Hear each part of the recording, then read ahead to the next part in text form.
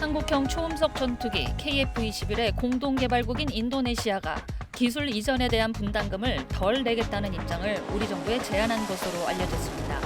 인도네시아는 당초 전체 개발비 8조 8천억 원의 약 20%인 1조 7천억 원을 KF-21 공동개발이 완료되는 2026년까지 부담하기로 했습니다. 분담금에 대한 보상으로 시제기 한 대와 각종 기술 자료를 이전받고 KF-21 48대를 인도네시아 현지에서 생산하기로 했습니다. 이후 협상 과정에서 인도네시아의 분담금은 1조 6천억 원으로 줄었는데 인도네시아는 예산 부족 등의 이유로 지난해까지 2,800억 원만 냈습니다. 이런 가운데 지난 1월 한국 항공우주산업에 파견돼 근무하던 인도네시아 기술진이 KF-21 관련 내부 자료를 가지고 나가려다 적발되는 사건이 터졌습니다. 인도네시아는 최근 당초 합의했던 분담금의 3분의 1 정도인 6천억 원만 납부하고 그만큼 관련 기술도 적게 넘겨받겠다고 제안한 것으로 알려졌습니다. 2026년까지 3천억 원을 추가로 낸 뒤 분담금 지급을 완료하겠다는 겁니다. 인도네시아의 제안을 수용할 경우 우리 정부는 개발 비용 1조 원을 추가로 부담해야 합니다.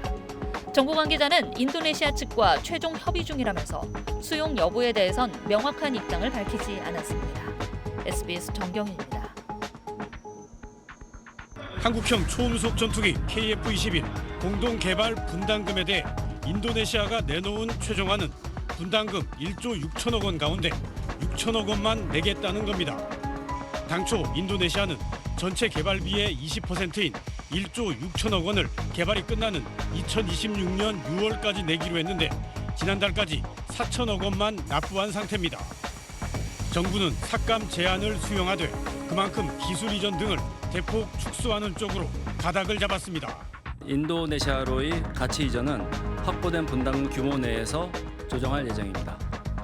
KF-21 시제기 6대 가운데 인도네시아 몫인 시제 5호기 제공을 원점 재검토하기로 했습니다.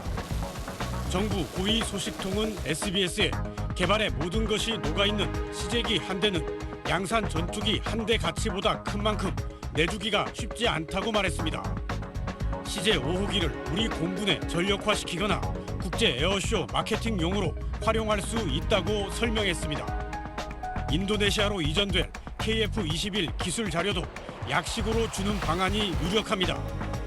인도네시아가 내지 않는 1조 원은 우리 정부와 개발업체가 부담해야 하는데 기술 발전 등에 따른 비용 절감으로 개발비가 5천억 원에서 최대 1조 원 줄어 정부와 업체 부담은 다소 경감될 걸로 보입니다.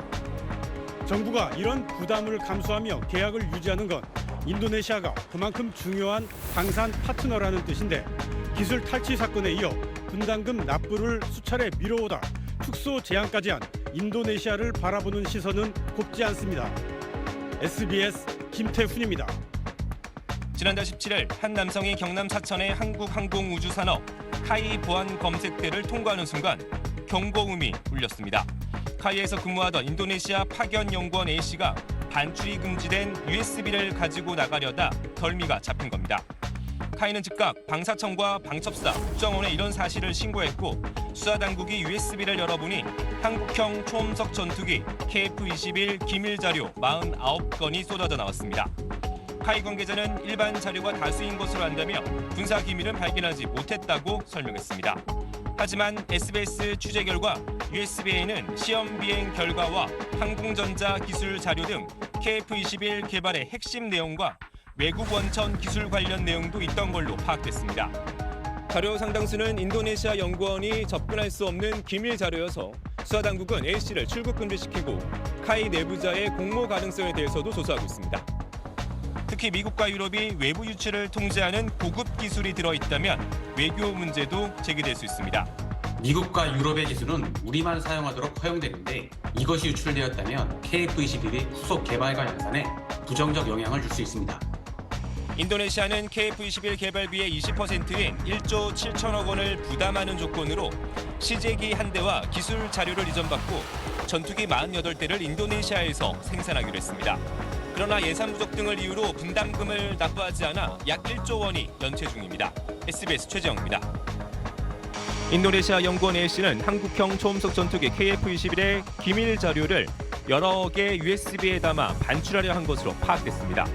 A씨의 USB엔 KF-21 개발과 관련된 4년에서 5년치 상세 내역이 저장된 걸로 알려졌습니다. A씨는 인도네시아 파견 직원 16명 가운데 영구직 4명의 책임자로 코로나19가 심했던 때를 빼고 가장 긴 시간 KF-21 개발에 참여한 인도네시아 직원으로 전해졌습니다. 수사당국은 A씨가 오랜 기간 개발 자료를 접한 만큼 필요한 자료를 선별해 챙긴 걸로 의심하고 있습니다.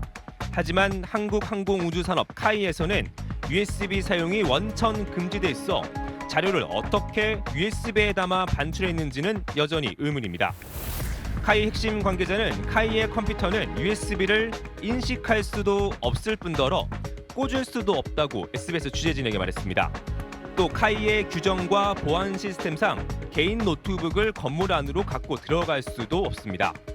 이 때문에 USB 반출 과정에서 내부자의 조력은 없었는지 수사당국은 들여다보고 있습니다.